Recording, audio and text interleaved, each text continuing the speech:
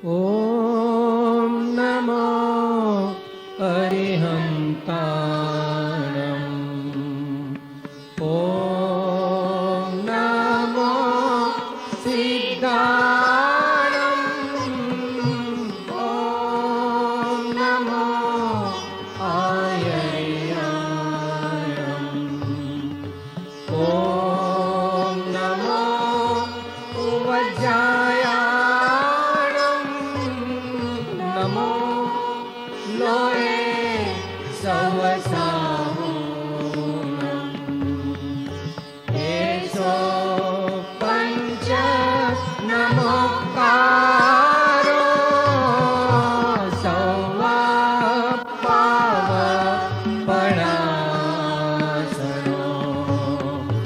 मङ्गलाणं च सौवेसिं परमं हवै।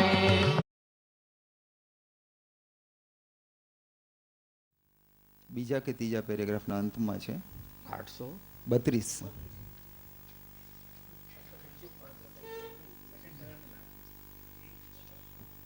બીજા પેરેગ્રાફના અંતમાં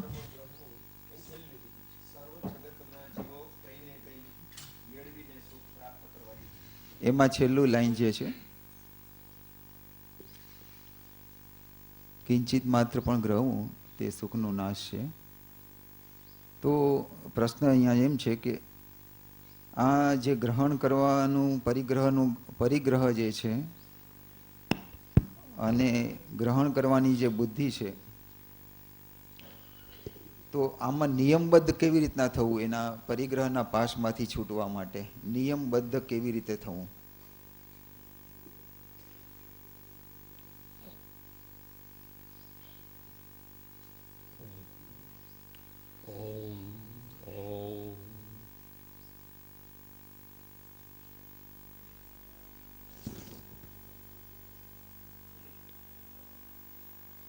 नमो वरहत्सिद्धाचार्य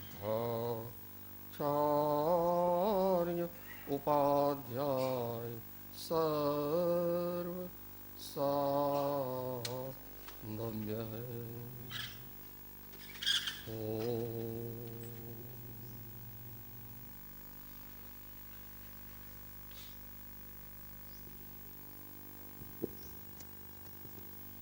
श्री वचनामृत जी 832 આધારે પ્રશ્ન છે કે કિંચિત માત્ર પણ ગ્રહણ કરવું તે જ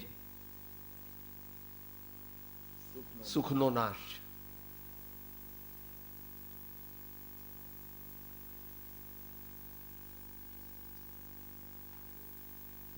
મોક્ષ માર્ગ નું પ્રતિપાદન અને મોક્ષ માર્ગનું આચરણ એ ચારે અનુયોગને સાથે રાખીને જ થઈ શકે. જીનવાણી, ભગવાનની, આચાર્યોની વાણી 4 થાંભલા ઉપર ઊભી છે. જે દ્રવ્યાનુયોગને ગૌણ કરે છે એ પણ નહીં ચાલે, ચરણાયુગને ગૌણ કરે છે એ પણ નહીં ચાલે. એ જ પ્રમાણે કરણાનુયોગ અને અર્થમાનુયોગ.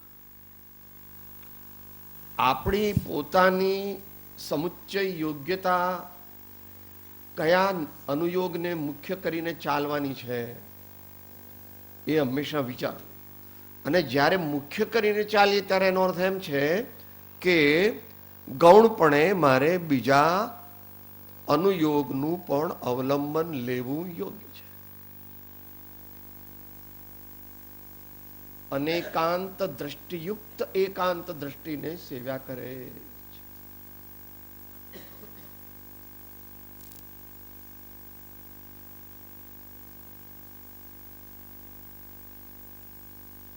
તો પરિગ્રહનો વિષય જે છે એ બધાને એક સરખો લાગુ પડતો નથી. કોને અનુલક્ષીને એ સ્ટેટમેન્ટ કરેલું છે એ હંમેશા જાણીને પછી જ એનો અર્થ થાય.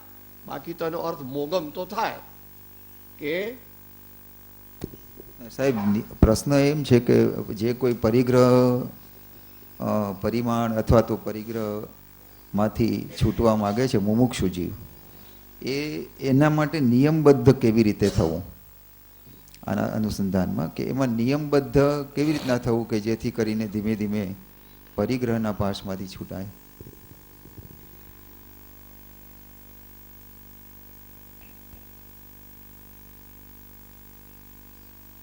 આચાર્ય એનો જવાબ આપ્યો છે,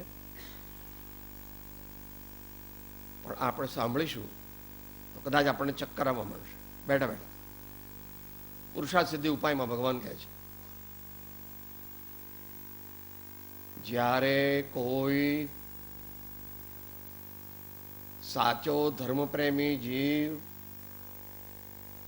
આચાર્યના શરણે જઈ અને કહે છે અથવા કહે હે ભગવાન, મારે મારા જીવનને ધર્મમય કરવું છે, આનંદમય કરવું છે, શાંતિમય કરવું છે, પ્રજ્ઞામય કરવું છે, તો આપ કૃપા કરીને મારા પર અનુગ્રહ કરો અને મને સન્માર્ગના દાનથી કૃતકૃત્ય કરો. પહેલા આખું સાંભળી લઈએ. આચાર્ય કહે છે, અમારી પરિપાટી એવી છે કે કોઈ પણ મનુષ્ય જ્યારે એ પ્રમાણે આત્મકલ્યાણની ઈચ્છાથી અમારે શરણે આવે ત્યારે પહેલા તો અમે કહીએ છીએ કે તારે સર્વસંગ પરિત્યાગ કરી અને અમારી સાથે આવી જવું. પરંતુ જો એ એમ કહે કે પ્રભુ એટલી બધી મારી શક્તિ નથી, તેથી મુનિ ધર્મનો હાલ ઉપદેશ મારાથી પાળી શકાતો નથી, હું માનું તો છું, તે પરમપદ પ્રાપ્તિનું કર્યું ધ્યાન. ગજા વગરને હાલ મનોરથ તો પણ નિશ્ચય રાજચંદ્ર મને રહ્યો, પ્રભુ આજ્ઞાએ થાશું તે જ સત્ય. તો બંને રીતે પણ afresh to start with, જ્યારે કોઈ અનનોન મનુષ્ય આવે ત્યારે આચાર્ય એનો થોડોક બાયોડેટા જે તમે કહો તે, એટલે એની પૂર્વ ભૂમિકા શું છે એ પછીથી એને પૂછે. પણ એ એમ જ કહે કે મારે કલ્યાણ ત્વરાથી કરવું છે, તો એને એમ કહે છે કે ત્વરાથી કલ્યાણ કરવા માટે મુનિમાર્ગ છે, મુનિ ધર્મ છે. પછી જો એમ જ કહે કે પ્રભુ આટલી મારી શક્તિ નથી, તો પછી એને થોડા દિવસ પોતાની સાથે રાખી અને કે હમણાં થોડા દિવસ રહો, પછી તમારા પ્રશ્નનો જવાબ આપીશું. એ પોતાના સિનિયર શિષ્યોને 4-5 જણને એના ઇન્ચાર્જ મૂકે છે. આ ભાઈ છે તે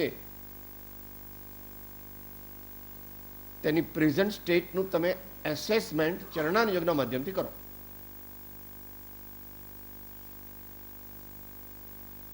શું ખાય છે, કેવી રીતે ખાય છે, કેવી રીતે ઊંઘે છે, કેટલું ઊંઘે છે, કેવા કપડાનો આગ્રહ રાખે છે, તો કેવા કપડાં પહેરે છે, પોતાનો સમય એ કેવી રીતે વાપરે છે, આ બધું એનું ઓબ્ઝર્વેશન કરે છે. પોતે તો કરે જ છે, એટલે આમાં એ તો બંનેની પરીક્ષા કરે છે આચાર્ય મહારાજ, કે એ ભાઈ જે આવ્યા છે એમના સમુચ્ચય વ્યક્તિત્વનું મૂલ્યાંકન કરે છે. પરંતુ આચાર્ય ભગવાન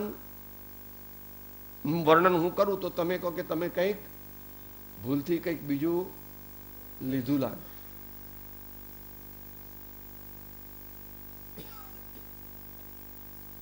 બહુ તમારી દુનિયામાં હોશિયાર માણસ હોય તો એને તમે સિક્સ્થ સેન્સ કહો છો, અને આચાર્યને સેવન્થ સેન્સ.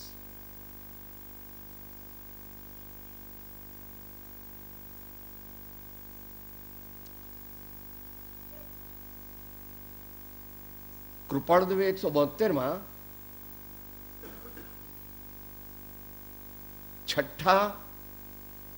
છઠ્ઠી આજ્ઞાના છેલ્લા 2 શબ્દો મૂક્યા છે, એ આપણે ગળી જઈએ છીએ. બધું બરાબર વાંચીએ છીએ, 2 શબ્દો આપણા ખ્યાલમાં આવતા નથી, કારણ કે આપણે એ દિશામાં વિશેષપણે ચાલ્યા જ નથી કોઈ દિવસ. એના એ આપણું જ પોતાનું અસ્તિત્વ છે એવો આપણને ખ્યાલ આવતો નથી. માટે આપણે મુનિને જોઈએ છે કે કેટલી રોટલી ખાધી, શું રસ છોડ્યા, આટલી બધી વાર કેમ લાગી જમવામાં, વગેરે વગેરે.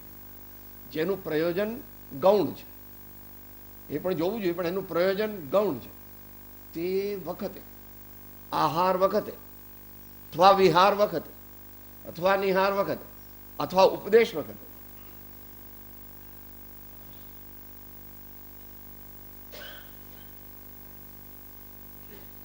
આપણી એટલી બધી શક્તિ નથી હજુ, એટલે વિકસાવવી પડશે. એટલે એ પત્ર પણ કોને લખેલો છે? જેમણે વિકસાવેલી છે એમને લખ્યો છે પત્ર. બધા પત્રોનો એક સરખો અર્થ થતો નથી. પ્રશ્નોનો ઉત્તર વ્યક્તિગત કક્ષાએ અલગ અલગ હોય છે.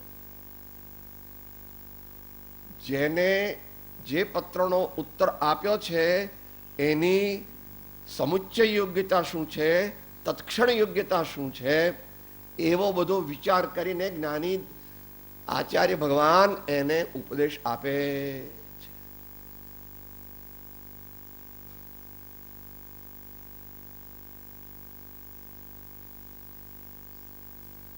કયા 2 શબ્દો? એ અદભુત રહસ્ય આપણે જાણતા આપણે એને ગળી જઈએ છીએ. સાહેબ આપીએ 6 રોટલી ખાધી, સાહેબ આપીએ ગોળ લીધો ઉપર. બેકગ્રાઉન્ડ જાણતો નથી. વળી આહાર તે વ્યક્તિગત વસ્તુ છે. દરેક જણે એક જ રોટલી ખાવી જોઈએ અથવા 2 જ રોટલી ખાવી જોઈએ એવું આચાર્ય કહેતા નથી. આચાર્ય કહે છે ઉણોદરી લો. દરેકની ઉણોદરી જુદી જુદી હોય.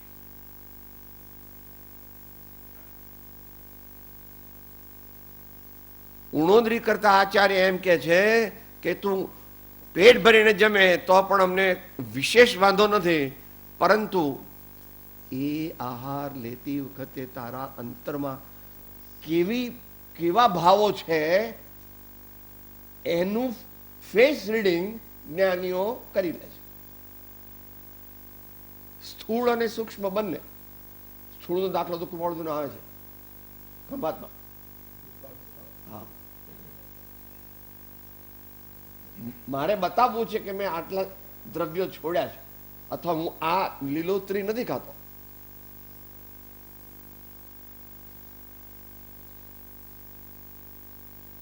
માટે આહાર તે વ્યક્તિગત વસ્તુ છે.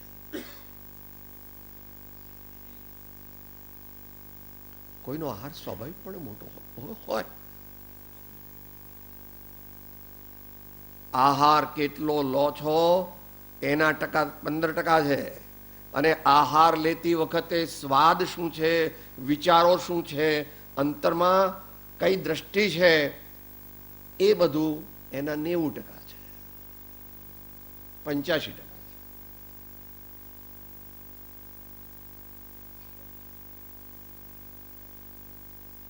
85% બંને વાક્ય. આહાર કરવો નહીં, કરવો તો પૂદગલના સમૂહરૂપ જાણીને કરવો. અને બીજું વાક્ય છે સ્વાદનો ત્યાગ તેને આહારનો ખરો ત્યાગ જ્ઞાનીઓ કહે. બહુ માર્મિક છે વસ્તુ.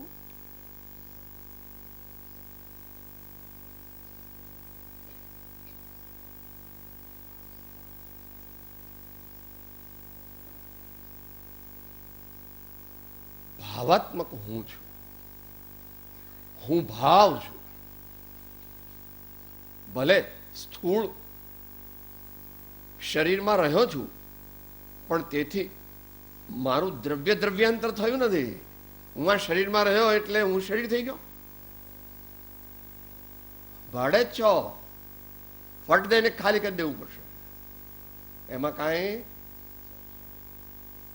અપવાદ નથી.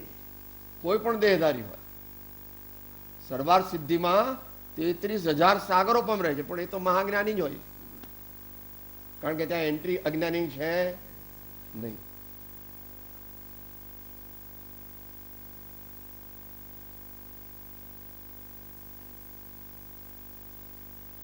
તો કાર્યની સાથે સાથે તે કાર્યની પાછળ રહેલો અભિપ્રાય અને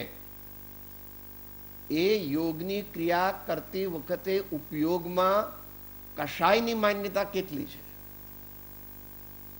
રસાસ્વાદની કેટલી વૃદ્ધિ છે, એ તને ખબર ન પડે, પણ તું ખાય છે એ પરથી ખબર પડી જાય છે એમને એમ કે તું કેટલી વૃદ્ધિથી ખાય છે.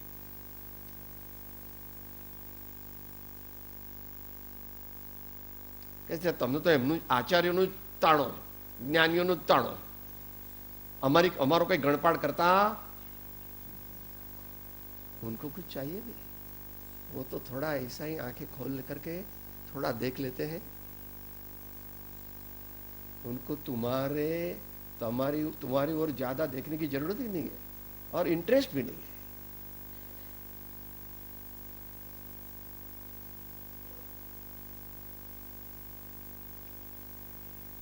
તો હવે પ્રશ્નનો જવાબ ચાલુ થાય કે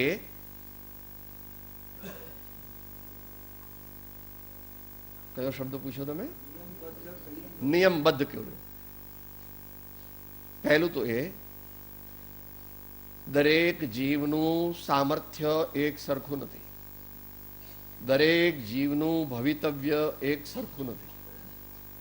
માટે ગમે તેટલું આપણે કહીએ તો પણ દરેક જીવ એક સરખો પુરુષાર્થ કરવાનો.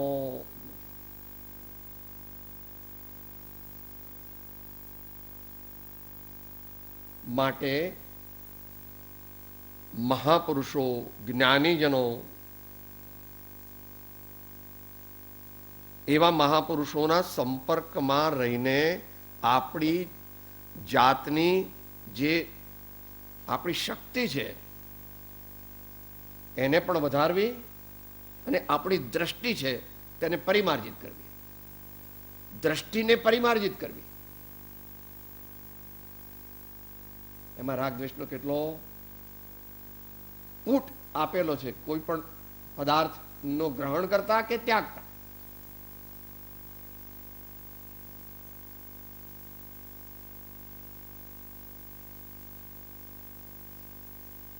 માટે બધા માટે એક સરખું નથી, બધા માટે એક સરખું નથી. આવું બધું વિશેષ તો આચાર્ય જાણી શકે. આચાર્ય કહેલું પણ છે, જો કે ઊંચી કક્ષાનું છે, પણ સાંભળવામાં વાંધો નથી.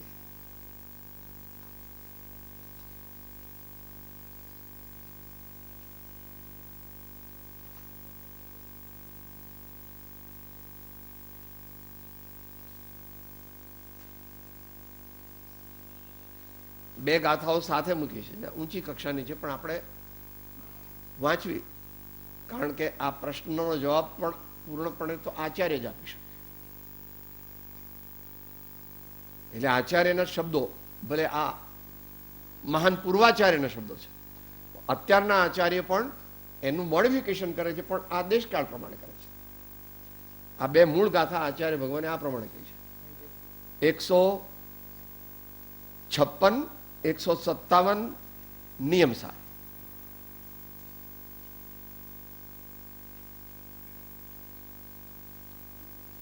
છે જીવ વિધ વિધ કર્મ વિધ વિધ લબ્ધ છે વિધ વિધ અરે તે કારણે નિજ પર સમય સહ વાદ પરિહર્તવ્ય છે. તે કારણે નિજ પર સમય સહ, એટલે કે આપણી પરંપરાના હોય કે બીજી પરંપરાના હોય એની સાથે સહવાદ પરિહર્તવ્ય છે. જે વાદ વિવાદ કરવા આવે છે એને પોતપોતાની મરજી. એક જમાનો એવો હતો કે વાદ વિવાદ કરવા એ ધર્મચર્યાનું એક પાસું હતું. અત્યારે એવું નથી. શું માટે કોઈ કે મારે વાદ વિવાદ કરવા છે, મને વાદ વિવાદ કરતા આવડતું, અને હું વાદ વિવાદ કરતા કદાચ મારામાં કશાય થઈ જાય, હું નીચી કોટીનો માણસ છું, માટે મારે વાદ વિવાદ કરવા. આપણે સૌ આપણા કલ્યાણ માટે પરસ્પર ઉપયોગી ધર્મ વાર્તા કરીએ. પરસ્પર ઉપયોગી ધર્મ વાર્તા કરીએ.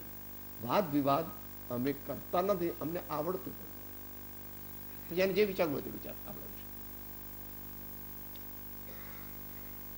પછી જરા છગ્ગો મારીને ટેન્ટમાં જતા રહેશે, કારણ કે 4 રન ખૂટતા હતા અને છેલ્લો બોલ હતો. છગ્ગો મારીને પછી જોવા પાછળ જોવા રહેતા નથી, સીધા ટેન્ટમાં જતા રહે કે સાહેબ કદાચ છગ્ગો નહીં વાગે તો વાગી જવાનો છે. વાગી ગયો. નિધિ પામીને જન કોઈ નિજ વતને રહે ફળ ભોગવે, ત્યમ જ્ઞાની પરજન સંગ છોડી જ્ઞાન નિધિને ભોગવે.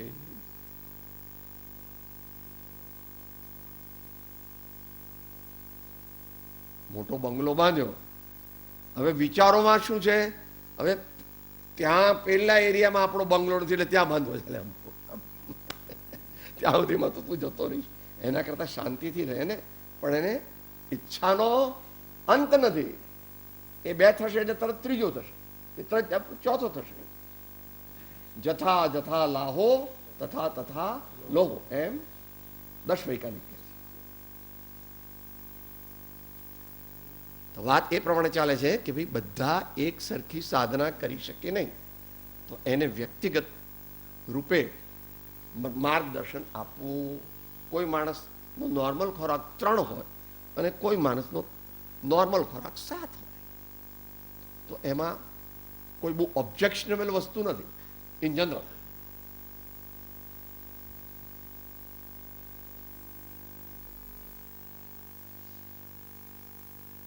સર્વથી પહેલા 7 વ્યસનનો ત્યાગ કરવો આવશ્યક નહીં, અનિવાર્ય છે. સર્વપ્રથમ 7 વ્યસનનો ત્યાગ કરવો અનિવાર્ય છે, એને સમજાવવું જોઈએ. પોતાની જાતે 2-3 વાર વાંચીને આવે પછી આપણે પૂછીએ એમને કે તમને સંતોષ છે, તમને ખબર પડી ગઈ 7 વ્યસનનું સ્વરૂપ ને એનો ત્યાગની વિધિ? જો એ હા કે તો આપણે એની પરીક્ષા કરવી જોઈએ. 2 કે 3 રેન્ડમાઇઝડ ક્વેશ્ચન્સ પૂછવા જોઈએ, જેથી ખબર પડી જાય કે ભાઈ વેર ડઝ હી સ્ટેન્ડ.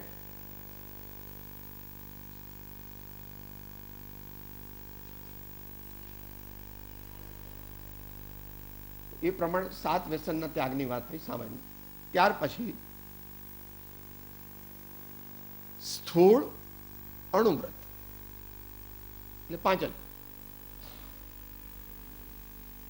એ તો આપણે બધું બોલીએ છીએ, આમ તો પરંપરામાં તો બહુ વ્યવસ્થિત છે, પણ આપણે એને સમજીએ છીએ કે નહીં એ દરેકે વ્યક્તિગત પોતાને પૂછે.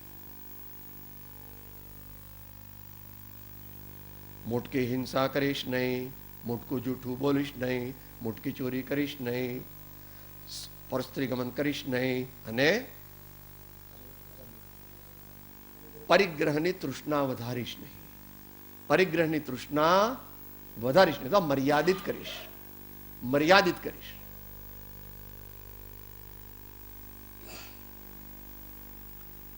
આ ચરણાન યુગની અપેક્ષા ચાલે છે. તે સાથે એને ભગવાને ચરણાન યોગની પદ્ધતિથી જે આપેલો ઉપદેશ એ પણ આપણે એનું પણ દિશા સૂચન કરવું જોઈએ. કે મારા સ્વામીએ તીર્થંકર ભગવાને એમ કહ્યું છે કે તારે શ્રાવક ધર્મમાં હમણાં તું પ્રવર્તતો હોય, ખરેખર તો પ્રવર્તતો નથી, એ તો શ્રાવક ધર્મ નો સ્થૂળપણે અભ્યાસ કરે છે.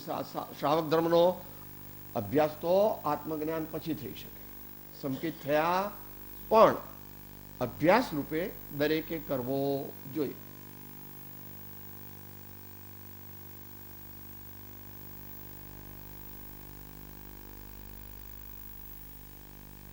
દેવપૂજા, ગુરુપાસ્તી, સ્વાધ્યાય, સંયમ, તપ, દાન, આ દરેક મહાવીરના અનુયાયી અને આમ તો આર્ય ધર્મોના અનુયાયીઓએ દરેકે આ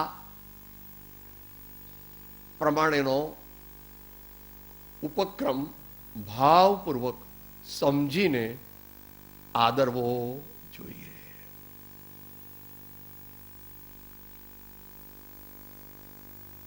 એટલે બીજી ત્રીજી આ જે પાલન કરતો હતો 12 વ્રતનું એ સ્થૂળપણે કરતો હતો.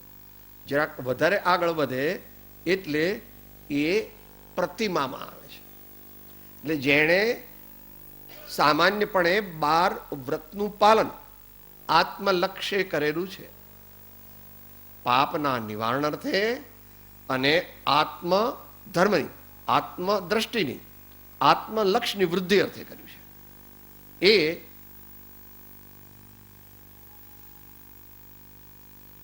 શ્રાવક બની શકે છે સાચો. એટલે કે આત્મજ્ઞાન સહિત હોય તો, નહીં તો અભ્યાસ કરે. મોટા ભાગે તો અભ્યાસ જ કરે, કારણ કે વર્તમાન અહીંયા ભારતમાં ઘણા જીવો મોહ ગ્રંથિનો ભેદ કરે એટલું બધું પહેલાનું પણ લઈને આવતા નથી, અને અહીંયા પણ એમને કંઈ એવો ખાસ વિશેષ લક્ષ્ય નથી. એટલું જ નહીં, પણ જે દેશકાળની વિપરીતતા છે તેમાં પણ સર્વસંગ પરિત્યાગીઓ પણ કાળને અનુરૂપ જ છે. કાળને અનુરૂપ જ છે.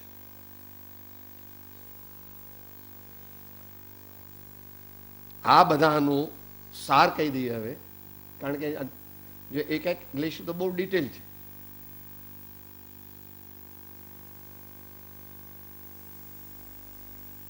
ત્રણ, 4 ને 3, 7 ને 5, 12 એમ આપણે લઈએ છીએ. એટલે 5 ને 3, 8 ને 4, 12, જે રીતે તમે ગણો તે રીતે.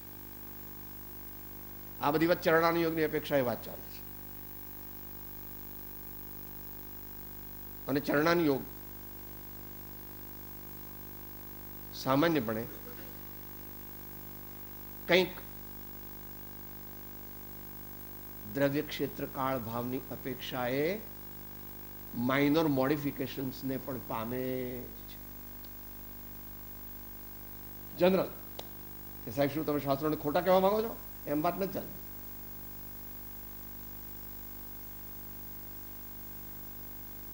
આપ બધા જાણો છો, ઉત્તર રાજસ્થાન એકદમ જેસલમેર ને બાડમેર ને અને પંજાબ, હું આ વાત થોડીક જ જોયેલી કહું છું, બાકી સાંભળેલી કહું છું. ત્યાં શાક મળતું જ નથી, બટાકા ખાવા પડે છે. બધા સાદું ખાય છે એમ નથી કહેતો, પણ ખાવા પડે છે.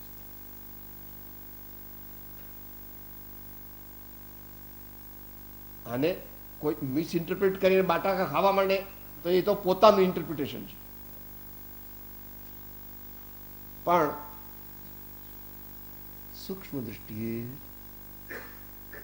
મૂળ માર્ગનું અવલોકન કરીએ તો ત્યાં એનો દિશા નિર્દેશ કર્યો છે. માત્ર એનું કથન કરેલું છે, એને ડાયલેક્ટ નથી કર્યું. સાથે બોલો. લિંગ અને ભેદો જે વ્રતના રે, દ્રવ્ય દેશ કાળાદિ ભેદ મૂળ માર્ગ સાંભળો જીનનો રે, પણ જ્ઞાનાદિની જે શુદ્ધતા રે, એ તો ત્રણે કાળે અભેદ મૂળ માર્ગ સાંભળો જીનનો રે. પરમ કૃપાળુદેવનું આ કથન છે. સાચું ખોટું એ તમારે નક્કી કરવાનું. અથવા આપણે વ્યક્તિગત નક્કી કરશું?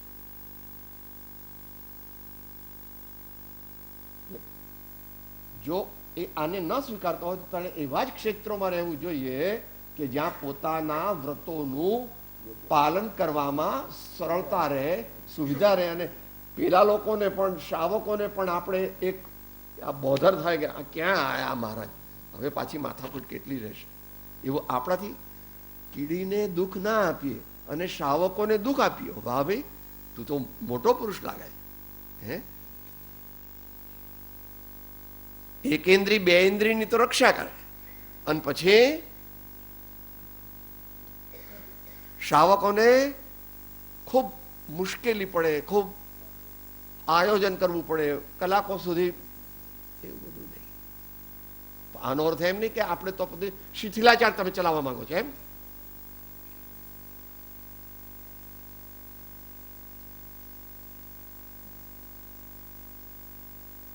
હવે અહીંથી આગળનું જે છે ડિસ્કશન એ કોકને માટે જ છે, પણ આચાર્ય ભગવાને પણ મૂળમાં પ્રવચન સાર અને પછી પ્રવચન સારની ટીકા અમૃતચંદ્ર ભગવાનની છે, તે બંનેમાં અપવાદ કયો છે ને, અતિ બાળ, અતિ વૃદ્ધ, અતિ શ્રાંત અને અતિ ગ્લાન. બહુ જ નાનો મુનિ હોય, કારણ કે પહેલા તો દીક્ષા નાનપણમાં આપવામાં આવતી અને અત્યારે પણ કોક આપવામાં આવે છે, પણ એ અત્યારે એમાં ભજવવું નથી. આપણે હેમચંદ્રાચાર્યના ગુરુએ જોઈ લીધેલું આ કોઈ અસાધારણ વ્યક્તિત્વ છે, એટલે એમને 7 વર્ષે બંધાવજી 7 વર્ષે દીક્ષા આપી. અને બીજા આચાર્યો જે હતા એમને પણ 11 વર્ષની અંદર સુધીમાં દીક્ષા આપી દીધેલી છે. બધા જ આચાર્યો, જીનસેન આચાર્ય, કુંદકુંદ આચાર્ય, ઉમાસ્વામી આચાર્ય, તો દરેકને માટે એક સરખું નથી. પરિગ્રહ પરિમાણ કહો છો ને આપ, શું કહો છો?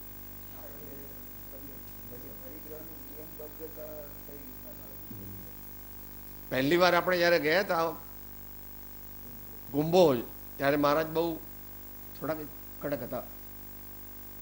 અરે તુમ્હારા પરિગ્રહ પરિમાણ નહીં હે, અત્તા જ घेऊन टाका. બધા કીધું સાહેબ અમને જરા કાલ સવારે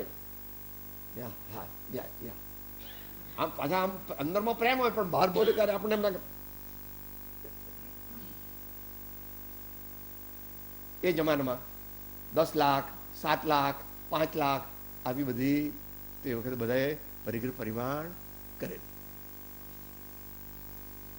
એટલે આ થોડુંક વ્યક્તિગત છે, અને એનું બેકગ્રાઉન્ડ કેવું છે એની સાથે થોડો વખત રહીએ અને એની વૃદ્ધિ 5 ઇન્દ્રિયો અને 6ઠું મન, એમાં કયા વિષયમાં એની કેટલી વૃદ્ધિ છે એનો સામાન્ય વિચાર કરવો જોઈએ. પણ આ મેં જે કીધું એ વાત આપણા જેવા બધાને માટે લાગુ પડે. જે અલૌકિક પુરુષો યુગ પ્રધાન જન્મે છે એમની વાત આખી જુદી જ છે. Conventional lose don't apply to that. એટલે જ મેં કીધું કે જ્યાં સુધી ઇન્ફોર્મેશન મળે છે ત્યાં સુધીમાં જીનચંદ્ર આચાર્ય કુંદકુંદ સ્વામીને દીક્ષા લેવા માટે પ્રેરણા આપી નહોતી. એક જ પ્રવચન સાંભળ્યું અને બાને જઈને કીધું કે તું નાની હતી ને, શુદ્ધોસી બુદ્ધોસી નિરંજનોસી, એટલે કાલ સવારે હું આચાર્ય ભગવાનની સાથે જવાનો છું અને તેઓ જેમ કહેશે તેમ જીવન જીવીશ. પણ આ અપવાદરૂપ યુગ પ્રધાન પુરુષો છે, બધા એવું કરી શકે માટે આપણે તો ક્લાસિકલી જવું જોઈએ. 50, 52, 55 થયા હોય તો પછી ખાસ અસાધારણ કારણ વગર આપણા નામે મોટી રકમ રાખવાની જરૂર, આપણા નામે બીજું કંઈ રાખવાની જરૂર નથી. આપણે આપણા છોકરાઓને કે જે કોઈ હોય એને સમજતા હોય અમારે આટલું જોઈશે. ગૃહસ્થની વાત ચાલે છે એટલે અમારે બંને જણને આટલું જોઈશે, પણ તારી મમ્મીને 100% છૂટ.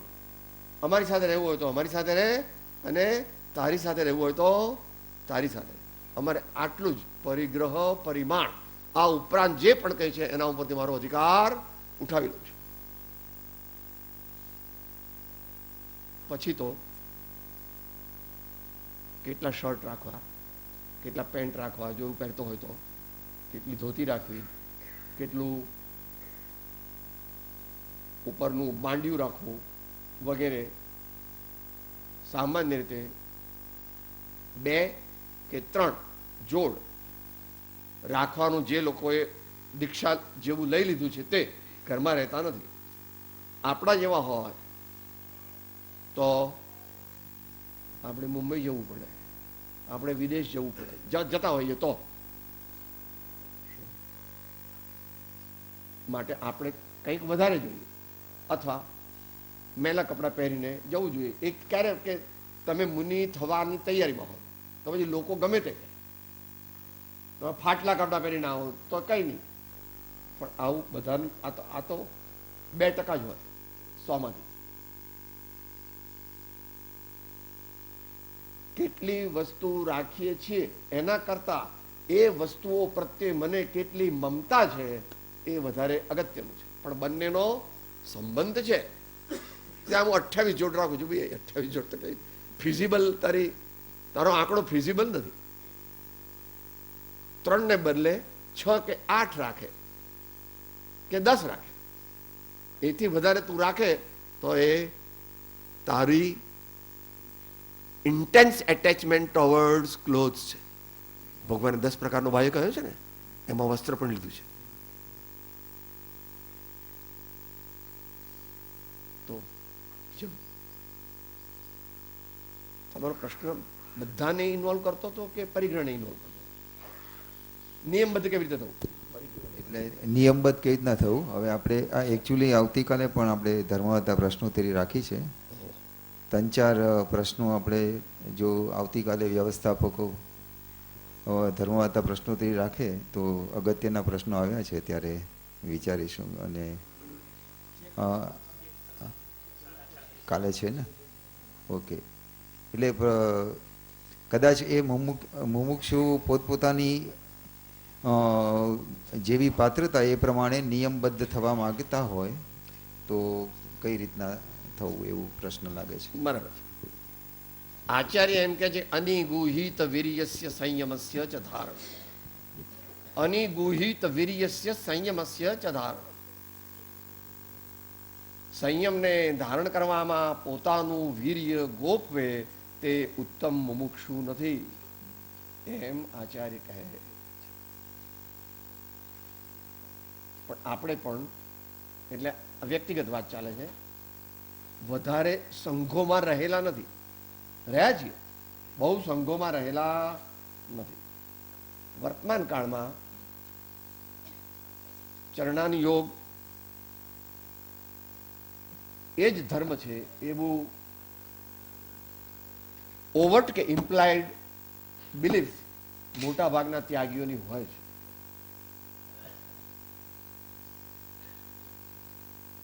છેલ્લી પેલી હસવાની વાત હતી, 4-5 મહિના થઈ ગયા અહીંયા બેઠા હતા ને મહારાજ. કયા મહારાજ હતા બોલો?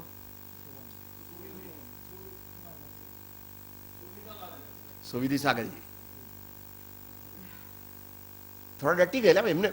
He has been trend that way, એટલે એમાં એમનો વાંક છે એમ નથી.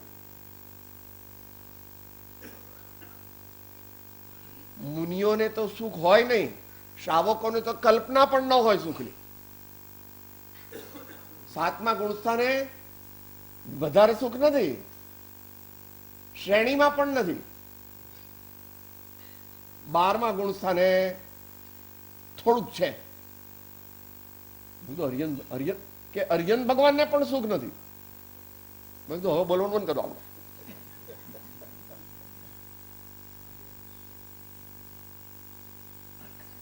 પછી અનંત અને અવ્યાબાદ એ બધાનો એમણે પણ પછી પોતે જ એકદમ સ્ટન થઈ ગયા. મેં કીધું કે તો શુદ્ધ કેવળી ભદ્રબાહુ સ્વામી અને કુંદકુંદાચાર્યને પણ આત્માનો આનંદ તો કોઈ દિવસ નહોતો. તો આવું તો મારું માનવાની અશક્તિ છે. કુંદકુંદ આચાર્યને આનંદ નહોતો અને શુદ્ધ કેવળી ભદ્રબાહુ સ્વામીને પણ નહોતો, કારણ કે એમને હજુ કેવળ જ્ઞાન પ્રગટ્યું નથી ને આપ તો પછી કેવળ જ્ઞાનનો પણ નિષેધ કરો છો. નિષેધ એટલે થોડો એમને આંશિક નિષેધ કરે કે તમારો તો અહીંયા આનંદ છે. અવ્યાબાદ આનંદ હોય તેને જ સાચો આનંદ કહેવાય. એટલે સિદ્ધ થાવ ત્યારે વસ્તુ. એટલે આપણે અત્યારે ટાઈમ પૂરો થઈ ગયો છે, પણ જે એકાંત સિદ્ધાંત પર જાય છે